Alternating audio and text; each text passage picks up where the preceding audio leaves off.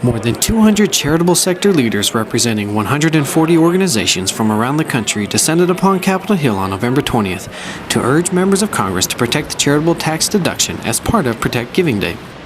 The charitable deduction is all about the vulnerable people who are at risk in our communities. They're about the poor, they're about children who've been abused and neglected, they're about families who are addicted to substance abuse. The charitable deduction is more about the vulnerable than it is about the donor. To change the tax code right now about charitable giving will have a direct impact in reducing what charities are able to do to make life better for people in this country.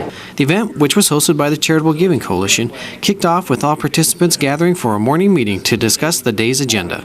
So every day you are on the front line of some amazing work, and today you're on a different front line. And I want to thank you for being here today. Together we're going to go forth and protect the charitable deduction. So thank you very much for being here. This is one of the most impressive efforts, I think, that I've ever seen our sector really come behind and work on together.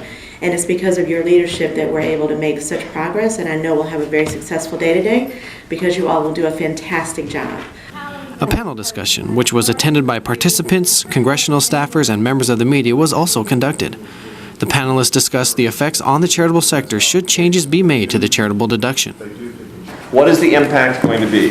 For the whole charitable economy in the coming year, if we were to do that, you could expect $9.4 billion in less charitable giving. For all charitable giving, we would see a decrement of about 4.35% at the individual level, immediately, a bite taken out at that level. There's this question, legitimate debate in tax policy as to, well, who gets the benefit of the deduction? Is it the contributor or the donor, or is it the donee?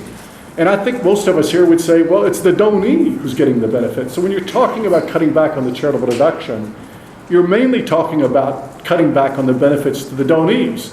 But I think we need to think a while, given the fact that experts, Giving Institute, others have said, Giving USA, it may be 2017 before we get back to the giving levels of 2007. So now may not be a time to be experimenting with the cost of giving.